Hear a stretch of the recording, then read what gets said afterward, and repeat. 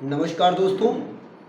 आज मैं आपको जो घटना सुनाने जा रहा हूँ वो घटना उत्तर प्रदेश के एक कद्दावर मंत्री जो कल्याण सिंह सरकार में, राम प्रकाश गुप्ता जी की सरकार में, राजनाथ सिंह जी की सरकार में और सुश्री बहन कुमारी मायावती सरकार में मंत्री पद पे रहे हैं। पूर्वांचल के बाहुबली नेता व कद्दावर मंत्री, ज़्यादा प्रभुत्व वाले, ज़्यादा ताकत वाले एक ऐसे मंत्री की इससे जुड़ी कहानी है।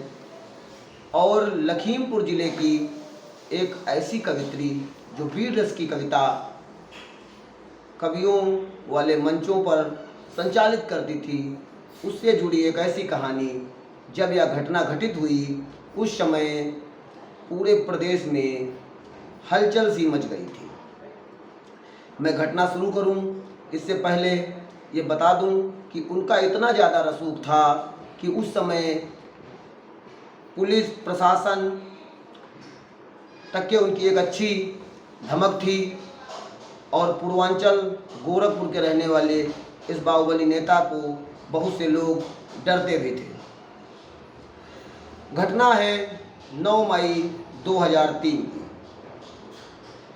लखनऊ के एसपी अनिल अग्रवाल के पास एक फ़ोन आता है और बताया जाता है कि एक कत्ल हो गया है। तो जैसा कि जब कत्ल की सूचना एसपी के फ़ोन कॉल पर आती है तो एसपी 2 डिप्टी एसपी को इस केस की विवेचना करने के लिए तुरंत सूचित करते हैं, क्योंकि उस समय लखनऊ में ताजिए का जुलूस निकल रहा था। 40 दिन का ताजिए का कार्यक्रम होता है।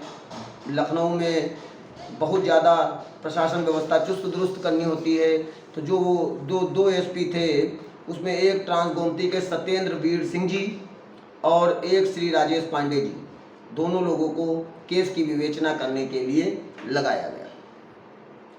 दोनों लोग जब घटना स्थल पर पहुंचते हैं तो देखते क्या हैं कि एक 22 वर्षीय युवती की लाश पड़ी है और उसको गोलियों से मारा गया है। वहाँ पर उस जो मृतक थी उसका नौकर देशराज और उसकी बहन छाया शुक्ला वहाँ पर खड़ी थी। तो पूछा जाता है कि ये कौन है, तो वो उसकी बहन बताती है कि ये मेरी बहन है मधुमिता शुक्ला और इनकी 2 अज्ञात लोगों ने गोली मारकर हत्या कर दी है। मैं कहीं बाहर गई हुई थी, अभी मेरे नौकर देशराज ने मुझे बताया तो मैं तुरंत आई हूँ। और देशराज से पूछा गया तो वो बताता है कि 2 लोग मोटरसाइकिल से आए थे और उन्होंने दीदी ने उनको अंदर बिठाया। बिठाने के बाद मुझसे कुर्सी लाने को कहा और कुर्सी लाने के बाद वो चाय बनाने के लिए मुझसे बोली। मैं चाय बनाने चला गया। मैं किचन में चाय बना ही रहा था कि तब तक गोली चलने की आवाज़ आई। जब मैं बाहर निकला तो वो दोनों लोग भागकर मोटरसाइकिल स्टार्ट कर भाग रहे थे। अच्छा, शहर में घटना हुई थी तो कुछ समय बाद जो लखनऊ के उस समय तत्कालीन एसपी थे श्री अनिल अग्रवाल जी, वो भी घटना स्थल पर पहुंच जाते हैं। फिर पूछताछ का दौर शुरू होता है। तो उनकी बहन छाया शुक्ला ये बताती है कि पहले तो बताने में इधर उधर की बातों से घुमाती है, फिर वो बताती है उसका मोबाइल मांगा जाता है। तो जब मोबाइल नंबर मांगा जाता है तो मोबाइल नंबर में जब चेक किया जाता है तो उसमें बहुत बड़े बड़े मंत्रियों के, विधायकों के, आईएएस अधिकारियों के, बड़े बड़े लोगों के फ़ोन नंबर उसमें सेव थे। तो जब इन नंबरों को देखा जाता है तो उनसे पूछा जाता है कौन है, तो फिर वो बताती है कि वीर रस की कवित्री थी और मंचों पर कविता संचालन का पाठ किया करती थी। तो कहते हैं इसके बारे में आपको किसी के ऊपर शक है, तो पहले तो बताने से इनकार कर देती है, लेकिन उससे ये भी पूछा जाता है कि घटना हुई तो बहुत देर हो गई है, तुमने देर में पुलिस को सूचना क्यों दी? तो कहती है कि मैं इसलिए सूचना नहीं दी क्योंकि इसमें बहुत से बड़े बड़े लोग इन्वॉल्व हैं। तो वो एसपी साहब पूछते हैं कि कौन बड़े लोग इन्वॉल्व हैं, तो बताती है कि इसमें इस समय प्रदेश सरकार में रसूख के पद पर बैठे हुए मंत्री श्री अमरमणि त्रिपाठी जी इन्वॉल्व हैं। तो कहता है मंत्री जी से इसमें क्या लेना देना है, मंत्री जी को क्यों बोल रही हो? तो कहता नहीं, मेरी बहन जो मारी गई है वो पेट से है, उसके पेट में 3-4 महीने का बच्चा है, जो बच्चा मंत्री जी का ही है। ये सुनने के बाद पुलिस अधिकारी भी बहुत ज़ोर से अचंभित हो जाते हैं और डर जाते हैं। तो उससे पूछा जाता है कि सही बोल रही हो? तो कहती है हाँ, मैं बिल्कुल सही बोल रही हूँ, ये जो घटना हुई है इसमें कहीं ना कहीं मेरे मंत्री जी का ही हाथ है। अच्छा, मंत्री जी को से तुम्हारी बात हुई? एसपी साहब पूछते हैं। तो कहा हाँ, बात हुई। पहले तो नंबर नहीं मिल रहा था, स्विच ऑफ आ रहा था, लेकिन जब मैंने बार बार ट्राई किया तो उनके पीए ने फ़ोन उठाया, फिर मेरी मंत्री जी से बात हुई और मंत्री जी ने आने को कहा है।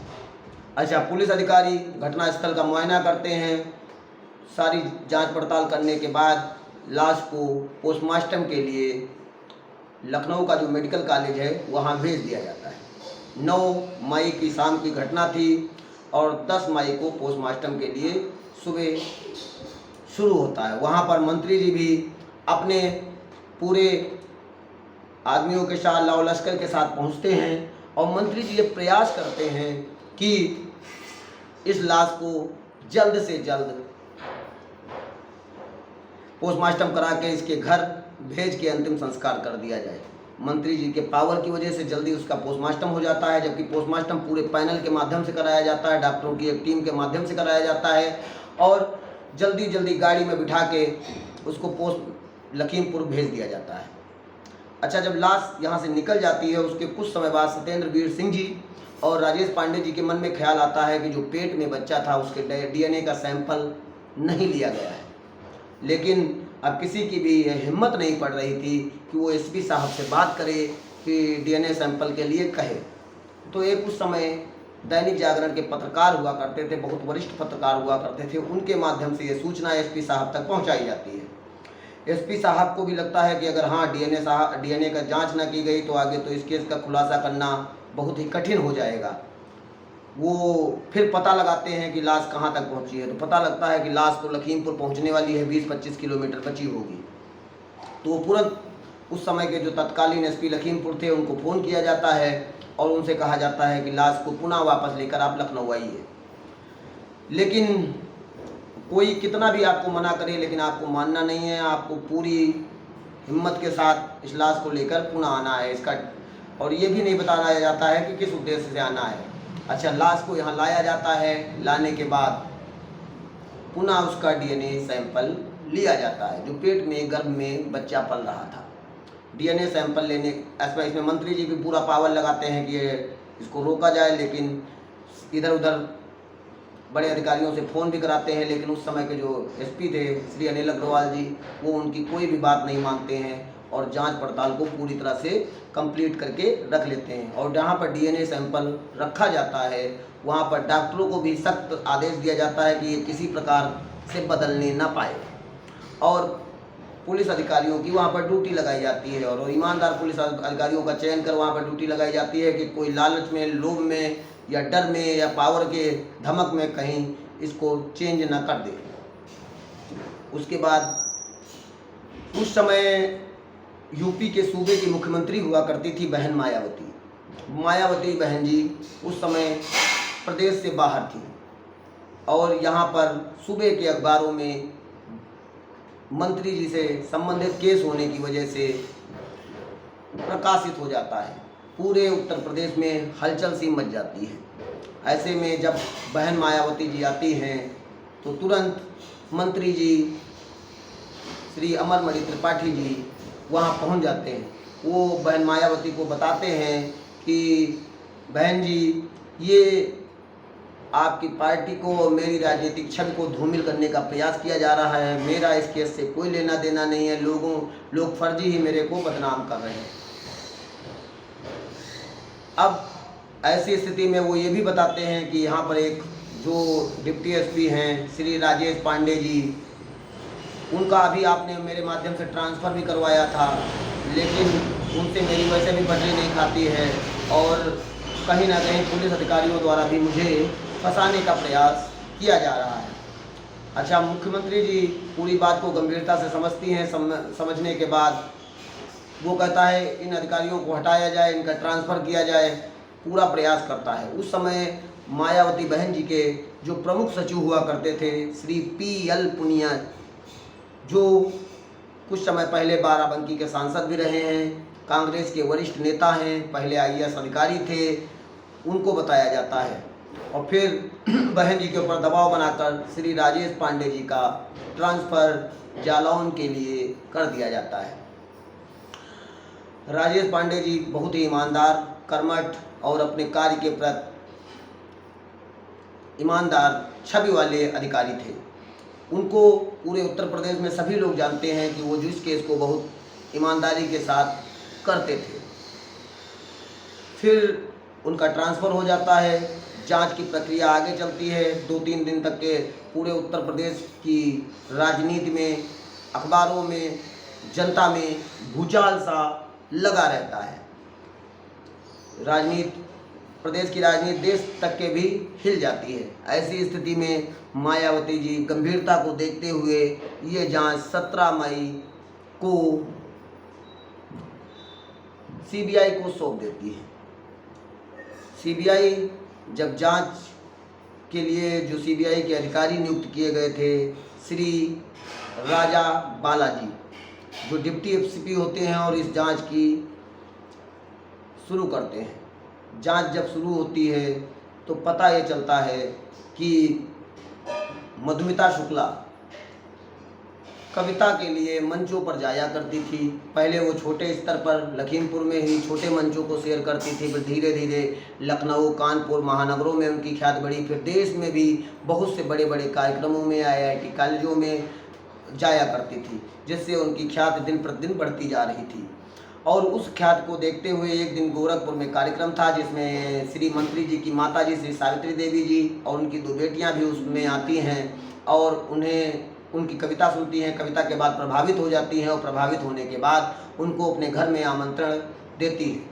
मधुमिता शुक्ला जब उनके घर जाती है तो वहाँ पर मंत्री जी से भी मुलाकात होती है। मंत्री जी भी उनके कार्यक्रम में जाया करते थे। उनके कार्यक्रमों में उनकी कविताओं को सुनकर बहुत मंत्रमुग्ध हो जाते थे, क्योंकि वो बताया जाता था वो ऐसी कविता सुनाती थी उसमें मुख्यमंत्री, प्रधानमंत्री व सब पर अच्छे से कविता सुनाती थी, कहीं से डरने और घबराने वाली लेडी न थी। ऐसे में मंत्री जी की उनकी नज़दीकियाँ बढ़ जाती हैं। नज़दीकियाँ धीरे धीरे प्यार में परिवर्तित होने लगती हैं। दोनों लोग एक दूसरे के साथ जीवन बिताने के लिए भी बातचीत करने लगते हैं। बताया ये भी जाता है कि ऐसी स्थिति में एक बार मधुमिता शुक्ला प्रेग्नेंट हो जाती हैं। प्रेग्नेंट हो जाने के बाद उनका बच्चा गिराने के लिए मंत्री जी कहते हैं और बच्चे को गिरवा दिया जाता है। जब बच्चा गिराया जाता है तो लखनऊ के ही किसी नर्सिंग होम में इसको गिराया गया था, जिसके बाद इनकी यह घटना जब इनकी बहन छाया शुक्ला को पता चलती है तो वो मंत्री जी के घर जाती है और कहती हैं कि हम लोग एक छोटे परिवार के, मध्यम वर्गीय परिवार के व्यक्ति हैं, आपने ये सब अच्छा नहीं किया। मेरी बहन से आप डबल उम्र के हैं और मेरी बहन को प्रेम जाल में फंसाकर उसके साथ जो आपने किया है वो बहुत ही गलत किया है। तो उन दोनों लोगों का मुंह बंद करने के लिए मंत्री जी एक उनको मकान लखनऊ का जो निशातगंज कॉलोनी है वहाँ पर लेकर दे देते हैं और ऐसे में वो मामला कुछ दिन के लिए शांत हो जाता है। मैं आपको बता दूं कि जो हुमायूंपुर, एक गोरखपुर का इलाका है, वहाँ पर अमरमणि त्रिपाठी जी का मकान हुआ करता था और वो गोरखपुर के ही निवासी थे। महाराजगंज की नौतनवा सीट से चुनाव लड़ा करते थे और गोरखपुर में उनका बहुत सा ज़्यादा रसूख हुआ करता था। फिर धीरे धीरे कहानी उस समय तो शांत हो जाती है, फिर चला करती है। फिर ये उनसे मुलाकात किया करते हैं और आया जाया करते हैं। ऐसी स्थिति में कहीं से भी ये खबर उनकी पत्नी मधुमती त्रिपाठी जी को पता चल जाती है। जब मधुमती त्रिपाठी जी को पता चलती है, क्योंकि वो भी पहले मधुमिता शुक्ला को जानती थी, वो भी कभी सम्मेलन में जाया करती थी, तो उनको बहुत बुरा लगता है उनको इतना बुरा लगता है कि वो इनको फ़ोन करके मधुमिता को उल्टा सीधा भी बोलती हैं, जिसमें उनकी लोगों की रोज़ आए दिन कहा सुनाई हुआ करती थी। एक दूसरे को बहस हुआ करती थी, एक दूसरे को अशब्द भाषा का उपयोग हुआ करता था। जब एक दूसरे को उपयोग हुआ करता था तो एक दिन गुस्से में मधुमिता शुक्ला ये उनको बता देती हैं कि आपके पति ने मेरे साथ 2 बार गर्भपात करवाया है। फिर धीरे धीरे बहस का दौर जारी रहता है। ऐसे में पेपर मिल कॉलोनी में रहने वाले एक मानवेंद्र विक्रम सिंह, जो मधुमती त्रिपाठी के जानने वाले थे, मंत्री जी से जुड़े थे, उनको ये मुखबर के तौर पर मधुमती तैयार करती हैं और उनको अपना बनाती हैं। अपना बनाने के बाद कहती हैं कि कब मंत्री जी इनके यहाँ आते हैं, कब जाते हैं, कब गोरखपुर की कोई गाड़ी आती है, कब क्या होता है, इसकी सूचना आप हमें देंगे। तो मानवेंद्र विक्रम सिंह इनके घर के चौथे मकान में रहते थे। वो जो भी घटना मधुमिता शुक्ला के घर के आसपास घटती थी उसको मधुमती जी को बताते थे। धीरे धीरे सीबीआई ने एक बार अपने केस में भी बताया है कि एक बार मंत्री अमरमणि त्रिपाठी जी मिलने आए हुए थे तो मानवेंद्र विक्रम सिंह ने तुरंत मधुमती को बता दिया। जब मधुमती को इस बात का पता चलता है तो मधुमती को जब इस बात का पता चलता है तो मधुमती क्या करती है, वो तुरंत वहाँ पे घर पे पहुँच जाती है। घर पे पहुँचने के बाद जब वहाँ पहुँचती है तो मधुमिता से कहती है कि गेट खोलो। गेट खोलने के लिए कहती है और गेट खोलने के बाद उसको वो घर के अंदर जाती है। 2 कमरे का मकान था, उस कमरे में पूरी तलाशी लेती है, लेकिन वहाँ पर अमरमणि त्रिपाठी मौजूद नहीं होते हैं। जब अमरमणि त्रिपाठी वहाँ पर मौजूद न थे तो वो गुस्से से आग बबूला हो जाती है और बहुत ही कहा सुनी होने लगती है। ऐसे में मधुमिता शुक्ला अपनी बहन छाया शुक्ला को फ़ोन करती हैं। छाया शुक्ला अपने एक दोस्त जो अमरमणि त्रिपाठी के भी जानने वाले हैं उनको बुलाती है। वो अपने गाड़ी से आते हैं। गाड़ी के आने के बाद वो मधुमती को समझाते हैं कि भाभी आप इस प्रकार फर्जी में लड़ाई कर रही हैं, ये बात कहीं मीडिया को पता चल जाएगी, मीडिया अगर जानेगी तो सुबह के अखबारों में मंत्री जी की भी छवि खराब होगी और आपकी छवि खराब होगी। ऐसा समझाने के बाद धीरे धीरे मामले को टाला जाता है और टालने के बाद मधुमती अपने घर वापस चली जाती हैं, क्योंकि अमरमणि त्रिपाठी उस समय उसी घर में एक जो स्टोर रूम वाला कमरा था उसमें गद्दे के नीचे छुपे हुए थे।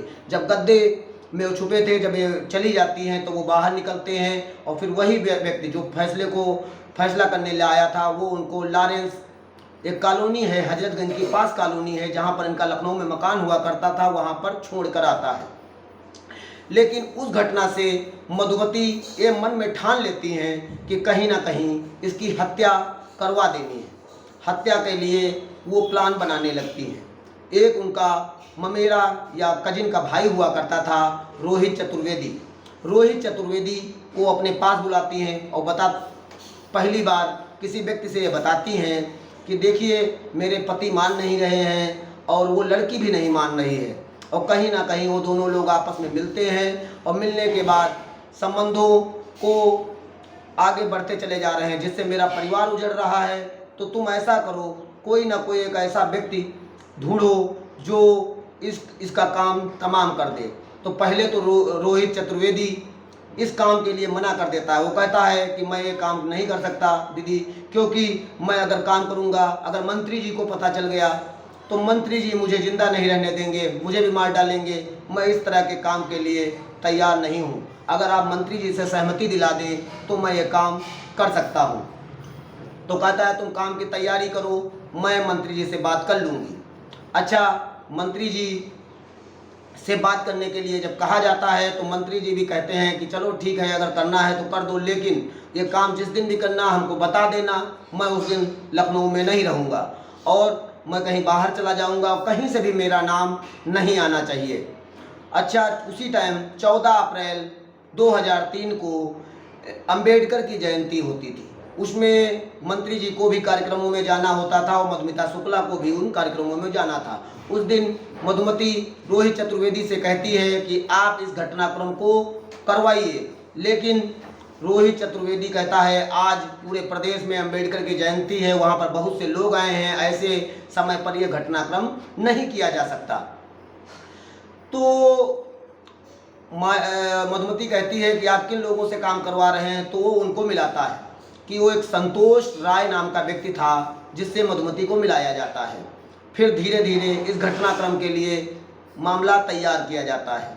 फिर 6 मई को पुनः इनको मारने का प्लान बनाया जाता है। संतोष राय को कहा जाता है कि तुम आके आईटी चौराहा लखनऊ विश्वविद्यालय के पास जो चाय की दुकान है वहाँ पर मिलो आके। आईटी चौराहे के पास संतोष राय को बुलाया जाता है। संतोष राय जब आते हैं तो अपने साथ में एक लड़की को भी लेके आते हैं जिसका नाम है प्रकाश पांडे। प्रकाश पांडे आज़ाद हॉस्टल, जो लखनऊ विश्वविद्यालय का हॉस्टल हुआ करता था, उसमें रहने वाला एक लड़का था, युवा लड़का था, उसको भी इस गेम में शामिल किया जाता है। दोनों लोग आते हैं तो वो लोग कहते हैं कि आज मैं ये काम नहीं कर पाऊंगा क्योंकि मेरे पास कोई वेपन नहीं है, कोई हथियार नहीं है, मतलब कोई कट्टा नहीं है, असलहा नहीं है। तो वो कहता है कि चलो ठीक है, मैं तुमको कट्टा उपलब्ध करा दूंगा, वेपन उपलब्ध करा दूंगा।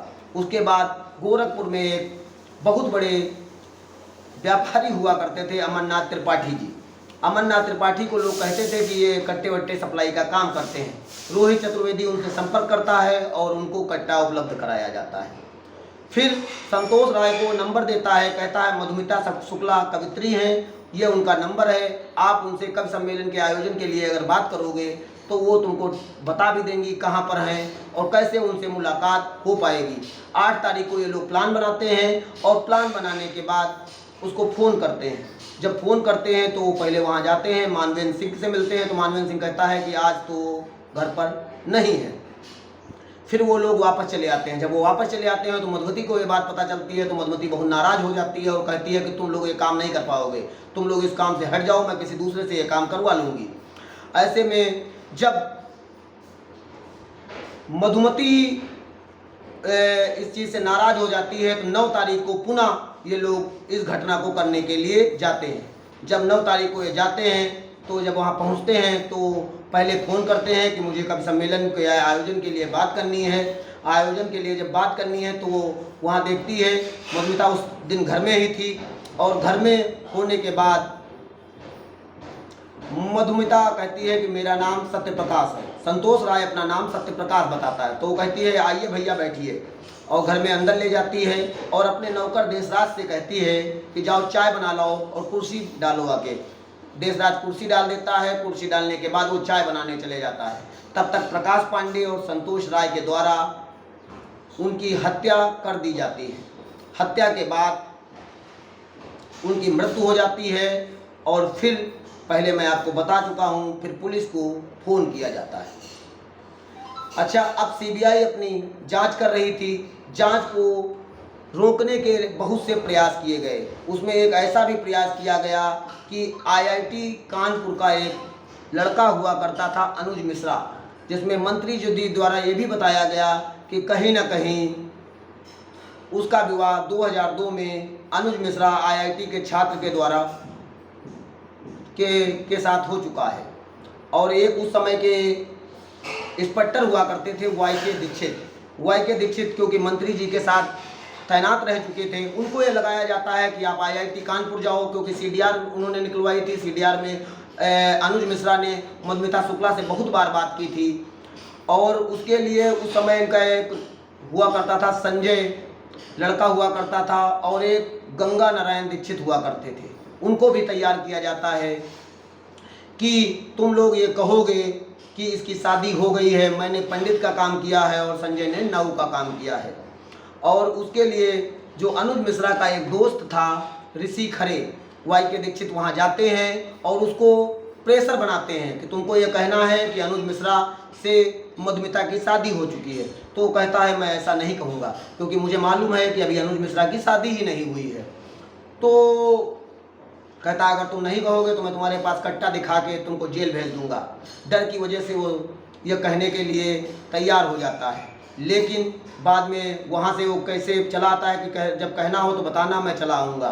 फिर वो अपने आईआईटी के प्रोफेसर से बताता है, फिर आईआईटी के प्रोफेसर बड़े अधिकारियों से बताते हैं, जिसमें वो हिम्मती लड़का था, ताकतवर लड़का था जो इस घटना से बच पाया। नहीं तो एक बड़ा मंत्री, सरकार का मंत्री, रसूख वाला मंत्री, वो जब इस घटनाक्रम को रोकने का बहुत सा प्रयास करता है कि कैसे भी उसका नाम ना आए। जो गर्भ में पल रहा बच्चा था, जिसका डीएनए लिया गया था, उसके सैंपल को हैदराबाद की लैब में जांच के लिए भेज दिया जाता है।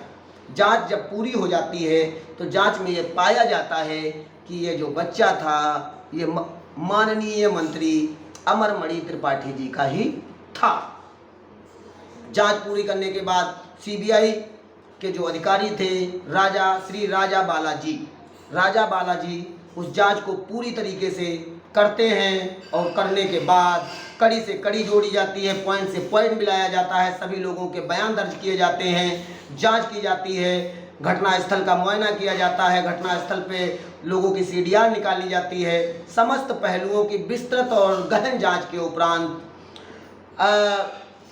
एक चीज़ ये होती है कि जब कोई अज्ञात में मुकदमा पंजीकृत होता है तो उनकी पहचान कराई जाती है। जैसा कि देशराज ने बताया था कि 2 लोग मोटरसाइकिल से आए थे और गोली मारकर चले गए थे, तो उनकी पहचान के लिए 9 नवंबर 2002 को बाराबंकी जेल में देशराज से संजय राय की पहचान कराई जाती है और उसी तरह 12 नवंबर 2003 को प्रकाश पांडे की पहचान उन्नाव जिला जेल में कराई जाती है। दोनों लोगों को देशराज पहचान लेता है, क्योंकि जब पहचान कराई जाती है तो जेल के ही कुछ और अपराधियों को साथ में खड़ा कर दिया जाता है, उसमें उस अपराधी को भी खड़ा कर दिया जाता है और जो प्रत्यक्षदर्शी है या गवाह है उसको उस व्यक्ति को पहचानना होता है। ऐसे में दोनों की पहचान हो जाती है और 13 दिसंबर 2003 को श्री राजा बालाजी द्वारा चार्जशीट फाइल कर दी जाती है। फाइल के बाद मुकदमा चलता है। मुकदमे में भी जजों को प्रभावित करने का प्रयास किया जाता है और धीरे धीरे 24 अक्टूबर 2007 को सभी लोगों को उम्र कैद की सज़ा सुनाई जाती है। अमरमणि त्रिपाठी, मधुमती त्रिपाठी, रोहित चतुर्वेदी, संजय राय, प्रकाश पांडे, इनको उम्र कैद की सज़ा सुनाई जाती है और वो पहले इनको गोरखपुर जेल में बंद किया जाता है। वहाँ पर उनको सारी सुविधाएं मिल रही थी, उसमें किसी जज के द्वारा बीच में इनको बेल भी मिल जाती है, तो ये गोरखपुर में रहने लगते हैं। लेकिन बाद में देहरादून केस ट्रांसफ़र किया जाता है और इसलिए अब ये लोग देहरादून जेल में बंद हैं। ये घटना उस समय उत्तर प्रदेश की ऐसी घटना थी जिसने पूरे उत्तर प्रदेश को हिला के रख दिया था। इस घटना को सुनाने का मेरा मकसद यही है। मैं किसी की छवि को धूमिल करने का प्रयास नहीं करता। मैं इस घटना को सुनाने का मेरा मकसद सिर्फ एक है कि आप लोग जागरूक रहें, सतर्क रहें और दूसरों को भी जागरूक करते रहें। और अगर मेरे द्वारा मधुमिता शुक्ला हत्याकांड की कहानी आपको अच्छी लगी हो तो आप प्लीज़ मेरे चैनल को लाइक करें, कमेंट करें, शेयर करें और सब्सक्राइब करें। धन्यवाद। जय हिंद, जय भारत।